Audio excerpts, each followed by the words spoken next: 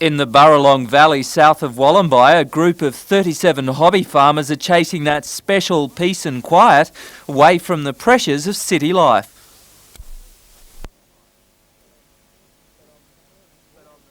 But on the 1st of August, that tranquility got a rude awakening. 109 millimetres or 4 inches of rain fell in 8 hours. The Wollombi Brook burst its banks and ripped out a bridge. The flooding carried away thousands of tonnes of soil. The viciousness and ferocity of the water, you just couldn't believe it. I mean, standing in these hills with the echo that you get, it was just like being on the worst surf front with, waves crashing on the rocks. Initially, the residents took to rebuilding the bridge to renew access to their properties. But as this work began, they realised a far greater job ahead. The land around them was literally collapsing. Whole gullies had disappeared overnight. Peter, this used to be flat. It's far from gone. We can preserve the land values, but it needs management. We now know that we have a big obligation to land management. And if we don't, that the lack of responsibility and care is going to cost us big dollars, because there are our neighbours we've got to look after, there are the roads we've got to look after, and internally here. But we are in a position to control our destiny to some extent, and the community spirit is terrific. Learning to control that destiny meant calling in the experts, people like Water Resources and Land Care, to work out a management plan to fight the erosion. It doesn't look too crash hot at the moment, no. It's absolutely shocking. Brett Peterkin, the Regional Land Care Coordinator, says the Baralong Valley erosion is some of the worst he's seen. It could literally cost millions of dollars to repair. While that funding isn't likely to be available, Land Care with Water Resources is teaching management skills like tree planting and weir building to stop the damage.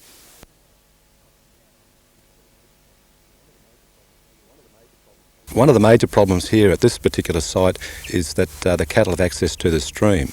Any native vegetation reappearing on the banks is limited by the cattle having access to the banks. It would be a very good idea if the landholders actually excluded the cattle with fences.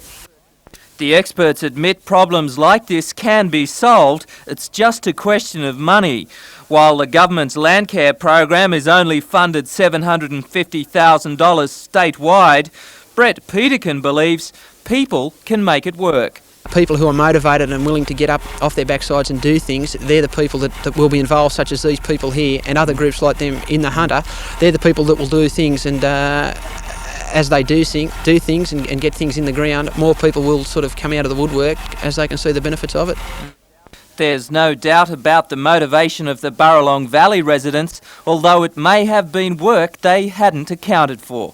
Do you think the city has forgotten about these sort of problems in the country? The city has no idea of the enormity of these problems, even to the point that, in the wake of this flood torrent coming down, and we've been onto the phone to the weekenders that come up here, and you try to explain to them just the enormity of it, and until they've come up here a couple of weekends later, and they've just been aghast. You simply, when you stood on the bank of the river and seen their jaw drop, you understand that no words could explain to them, and this is the aftermath. They didn't see it when it was actually happening.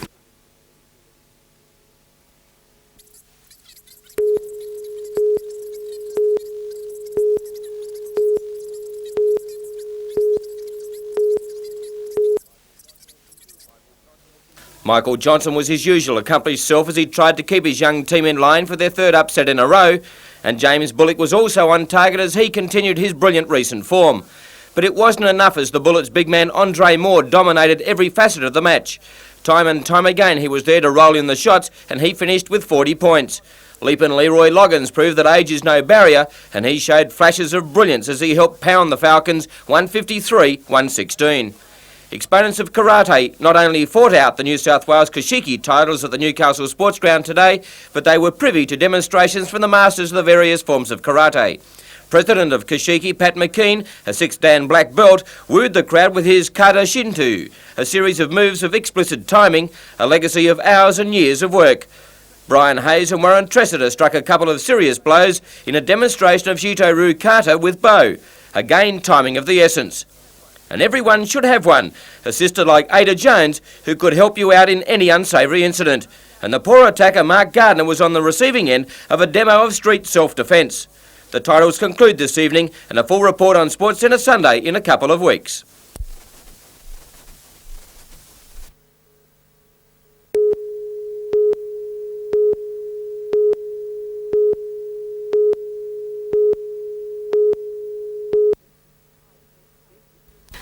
This is the Tighes Hill house that has been a virtual prison to 74-year-old Nina Bailey for the past 8 months.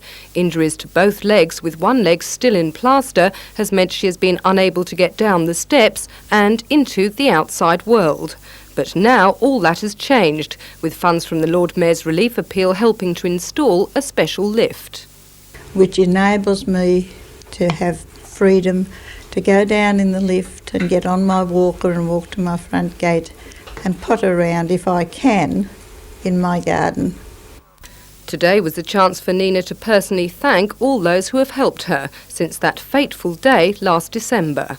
So I was playing a 5-set poker machine. I don't think the machine got much, but I got a lot, because all of a sudden there seemed to be a blackout. And then I looked up and all the wall and the poker machines were coming at me. The next thing I knew, I was buried. She invited disaster relief workers, therapists and the Lord Mayor and Lady Mayoress to a tea party to show the modifications to her home that have helped to finally put the past behind her. The main thing is my gratitude and thanks to my many, many neighbours and friends and church people that have upheld me all through this. For without them, I don't think I could have got through.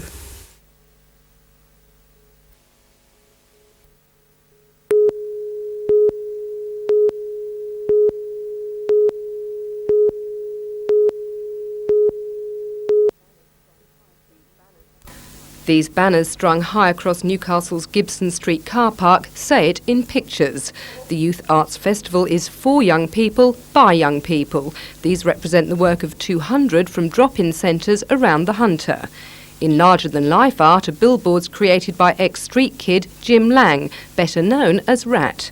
But giving out another message, this time in poetry, is 16-year-old Vicky Bowerman, who has edited a book made up of the work of around 20 youngsters aged from 7 to 24. So the youth of Newcastle could show their feelings to people or adults, how they feel about issues in societies, and just so they can get their feelings out and make people stop and listen, really.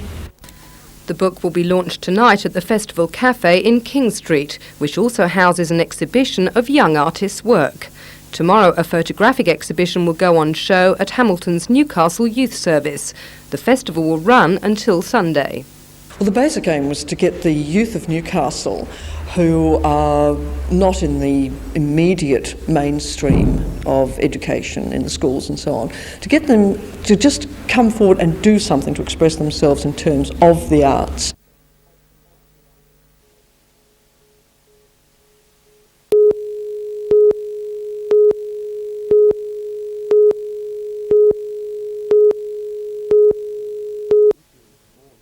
The issue is more than just the AMSA location. The issue is that that people in the department, to my view, have adjusted and flexed the potential cost escalations, and because they themselves are not interested in going. The cabinet is an awfully busy cabinet, has some big issues on its agenda, and so has Senator Collins. I mean, quite frankly, I don't believe anybody outside the bureaucracy who prepared them have gone through these figures in any serious detail. Yes, well, if I was a Newcastle member, I would be as angry and as upset as they are. The government makes a commitment with the information we had available to us at the time to locate something in your electorate and you lose it. Not surprisingly, you get a bit unhappy. But I have triple-checked, quadruple-checked the figures myself. I might say I know enough about these changes, having been in politics for the last 15 years and moving in and out of offices of my own, not to have needed that checking. But not only have we checked them, I deliberately asked the Department of Finance to prepare an additional set of estimates, completely independently of the department, and they came up, in fact, with a slightly higher figure. That, unfortunately, is one of the problems. We've come up with a low figure of $14.5 million, but that could have escalated. For example, if there had been cost overruns on a new building proposal which we were looking at, if there had been difficulty with the weather or industrial action or any one of a dozen other things. Now, the major difficulty was that if you establish the organisation in Canberra, it costs $2 million or $2.5 million. That's a firm figure because we know that they're in the existing accommodation they're in, so that figure's not going to escalate. Now, it cost originally $7 million to locate it in Newcastle. That was fair enough. It went to $11 million and then to between 14 and 16. But in addition to that, there were serious operational problems going to eventuate early next year if we then had to get officers to replace the ones that are currently leaving because they don't want to go to Newcastle, relocate them here in Canberra, and then again relocate them in Newcastle sometime during next year. Now, faced with all of those very difficult possibilities, and considering that the prime purpose of this organisation is safety, that is the preservation of lives at sea, I believe that Cabinet took the only decision finally that it could make. So what's your response to Alan Morris's suggestion that the department cook the books? An understandable statement coming from Alan. I understand precisely how he feels, but it's a statement that's simply not borne out by the facts.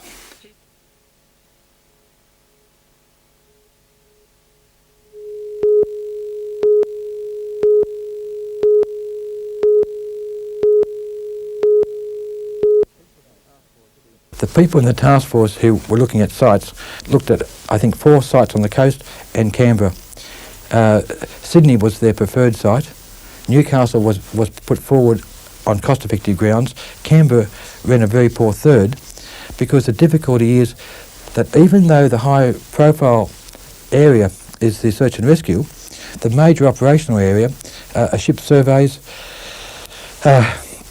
marine training, marine engineering, navigational aids, and these all require people with strong maritime experience and preferably commercial experience, because the fact is our sails rarely go to sea. Now, we have had great difficulty over a very long time attracting to Canberra people with commercial shipping experience. In Sydney, there's a huge number. In Newcastle, there's also a fair supply. So when a mariner wishes to retire from the sea, there's a sure job, they're still marine related. That's why they chose those things, not for the cost, but for the long-term future of AMSA being effective.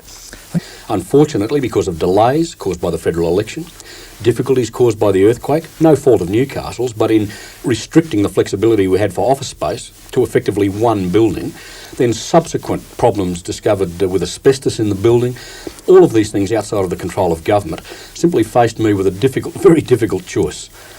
That had we persisted with Newcastle, I was faced with the fact that it would cost $2.5 million to locate this organisation in Canberra and potentially $16 million to locate it in Newcastle. But more importantly, that there were going to be severe operational difficulties in delivering the safety services this organisation does by early next year if the uncertainty wasn't finished. Now, faced with that prospect, either way I went, it was going to be unpalatable and we were going to be criticised for it, but the decision finally that was taken by Cabinet on Friday was the correct one.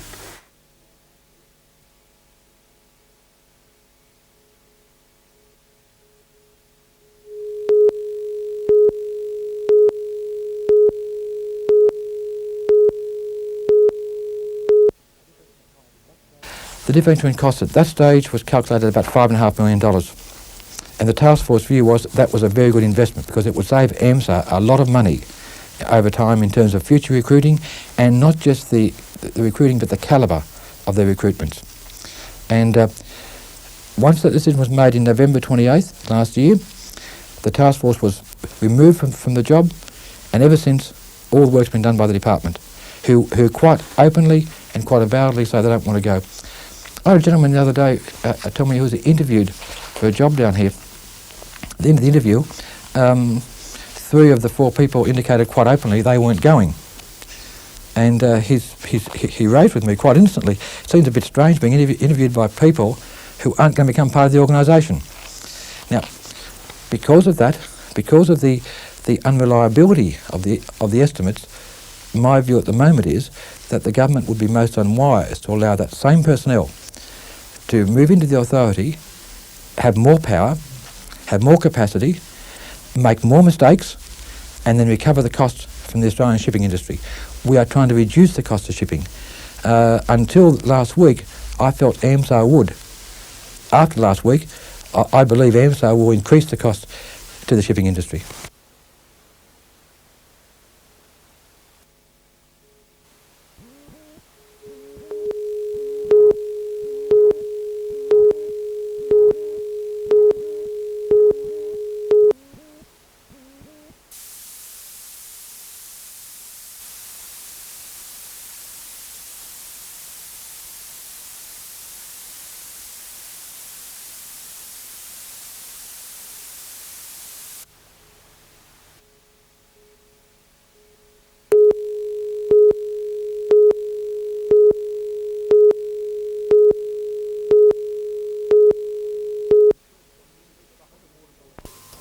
The Hunter Water Board first got wind of the $10 million dividend in the weeks prior to the state budget.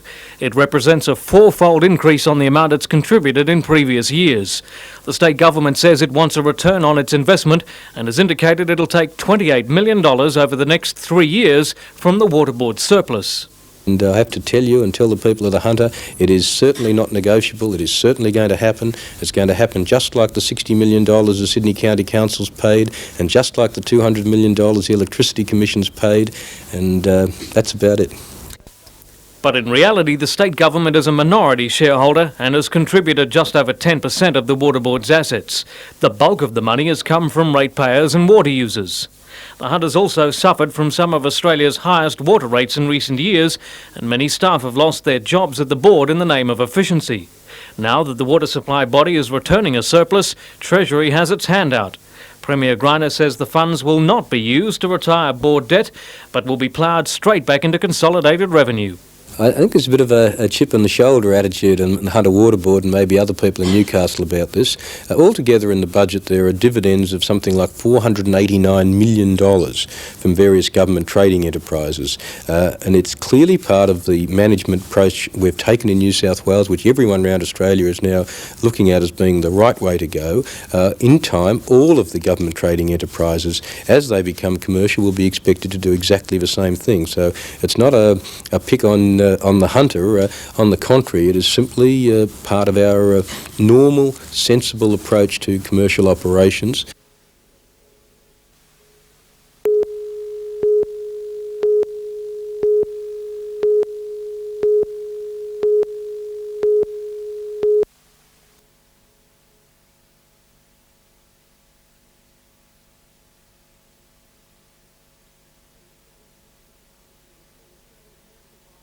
There were several passerbys that were trapped underneath of the exterior wall.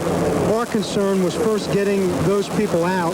Secondly, making sure we didn't have a secondary collapse, which would have injured the rescuers. And thirdly, making sure that there weren't any injured people inside the building itself.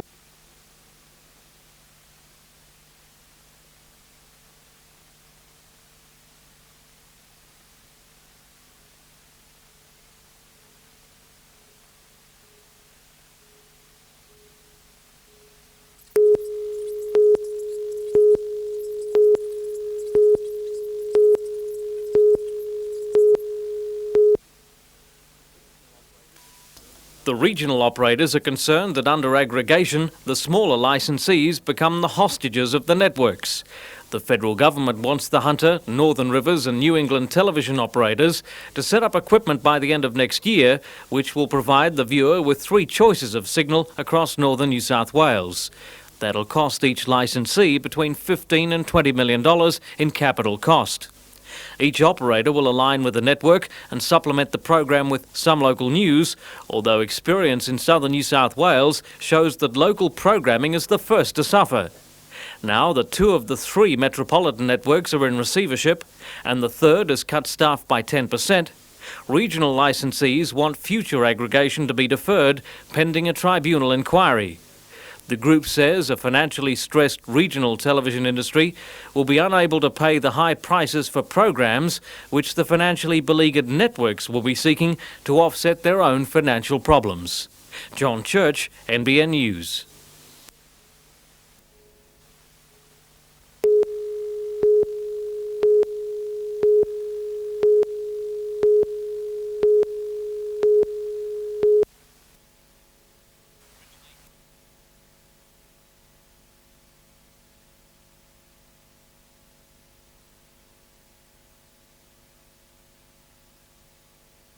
Was disgusting, equally with the Rix's Creek open.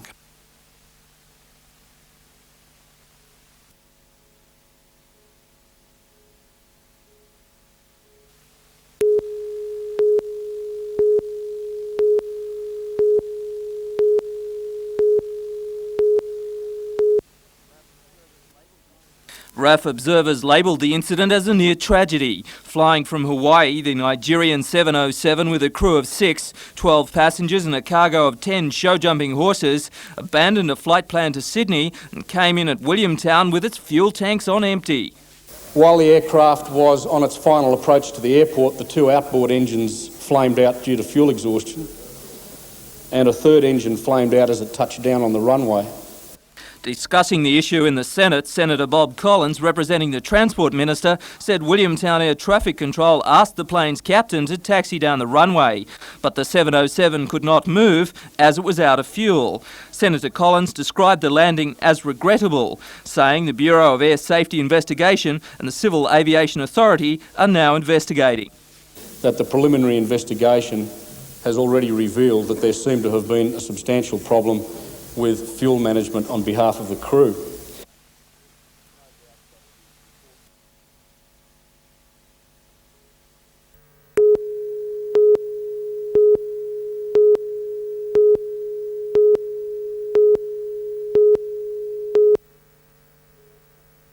Black Scar entered the race handicapped with 52 kilograms, but when Bravado weighed in, only 51 kilograms appeared on the jockey scales. Under the rules of racing, the connections of Black Scar can call for the bridle to add to the weight, but even that couldn't make up the difference. Stewards had no alternative but to disqualify Black Scar and promote 3-1 Chance Betrothal to first, Proudly Born at 11-2 second, and Even Money Chance Classic Berry to third. An inquiry is underway at the moment, and it is believed that trainer of Black Scar, Tony Dunn, left a 1 kilogram lead bag in the horse stall instead of placing it in Bravado's saddle. It is understood that bookmakers at Kyneton in Victoria and Lismore paid out for a short time after correct weight was semaphored in error.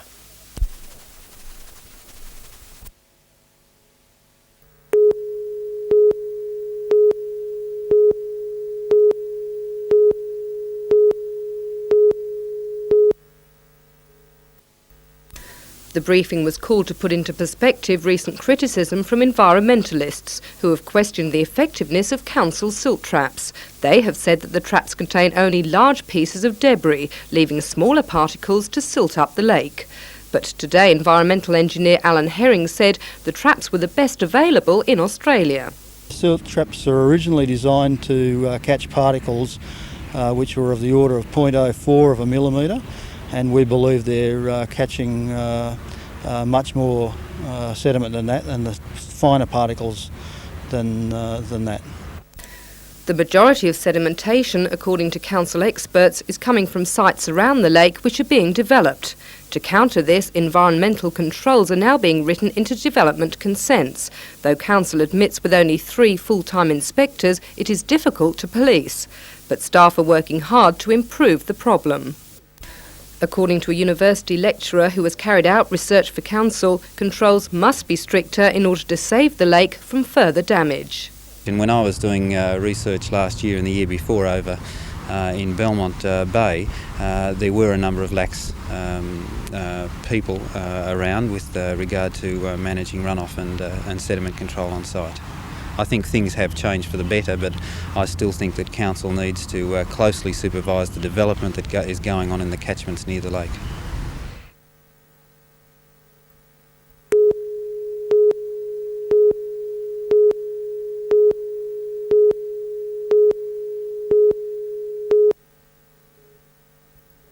This new Lambton site has seen a lot of change since it was once used as a tram stop 30 years ago.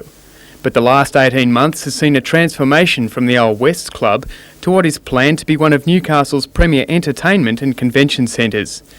The latest stage of the $16 million development is this newly opened 57-room motel.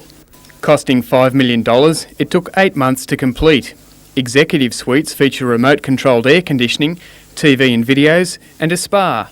The motel itself has been marketed at the 4.5 star market. Newcastle has a lack of what should we say, 4 to 4.5 star properties. This will be equal to the highest of any in the city.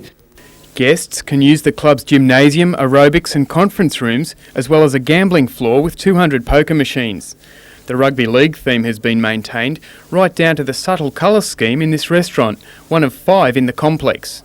The motel opened its doors tonight and immediately established itself on the international market. 50 Japanese from Ube are checking in to celebrate 10 years of a sister city association with Newcastle. We've been briefed on what they require, and I feel the staff, we should be able to handle anything they want, and I think as ambassadors of Newcastle, I think we'll do the job. The complex, which also features a massive new car park, will be officially opened in November.